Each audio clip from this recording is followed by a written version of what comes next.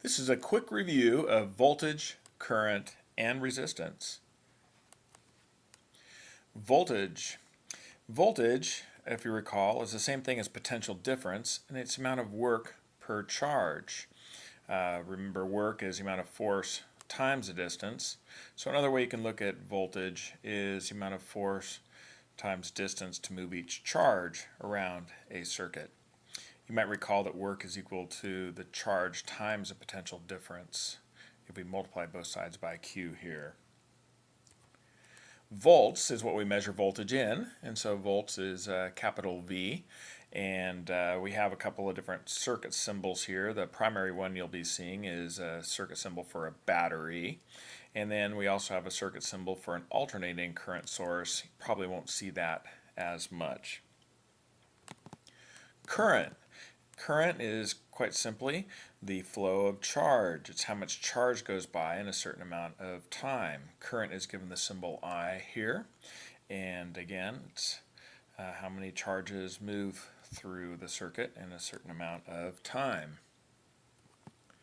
And current is measured in amperes. And 1 ampere, which is a pretty large amount of current, but also, not extraordinary. You'll get more than 1 ampere in a hair dryer when you're blow drying your hair.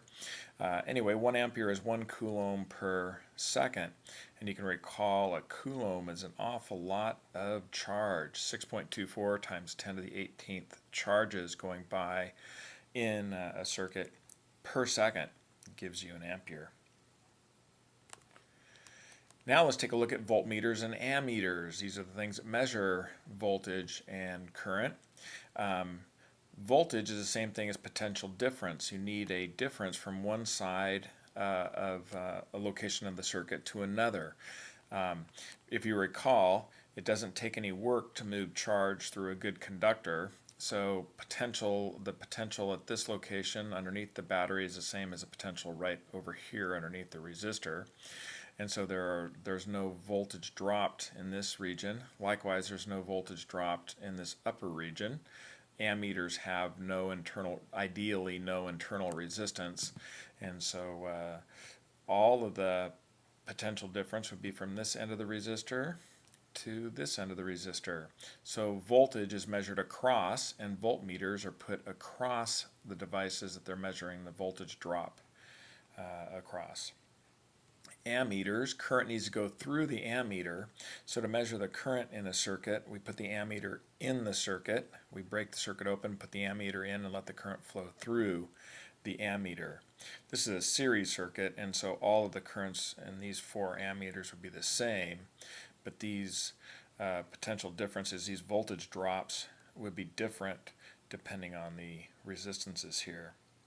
In a parallel circuit, again, the voltage would be measured across these elements, and all of these voltages would be the same in this particular case, but these currents would be different for these different branches depending on the resistances here. And again, current goes through.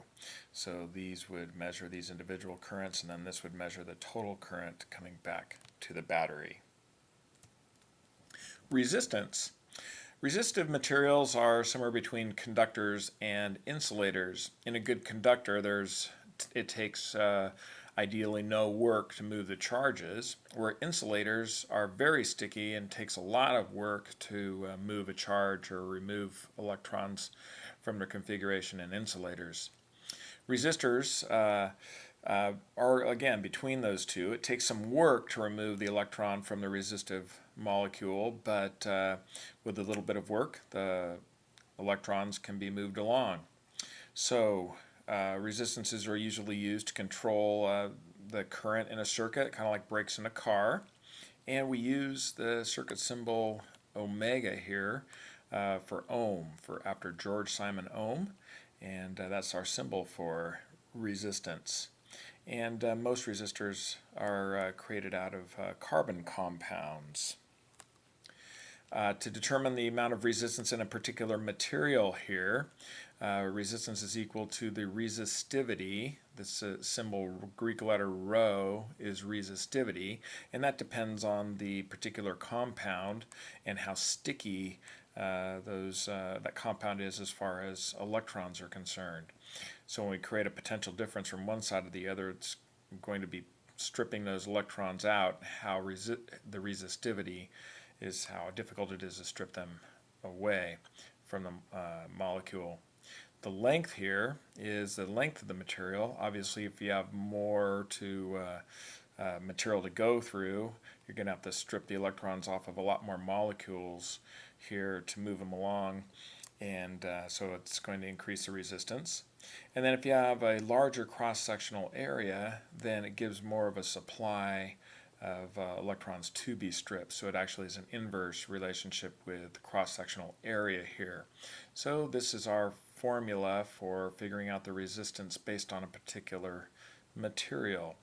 And so you can go to PhET, and if you type in your browser PhET resistance, the simulation does a good job of showing you the variances in resistance based on resistivity, length, and cross-sectional area. So you should give that a go after you're done with the video here.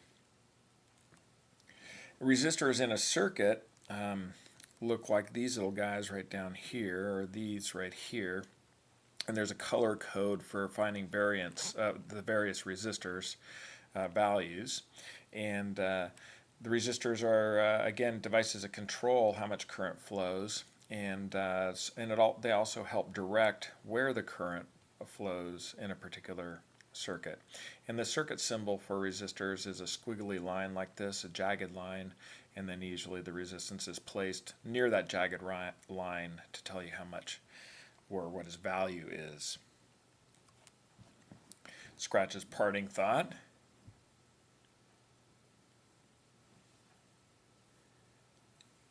And I hope you don't have very much resistance as you strive for continuous improvement.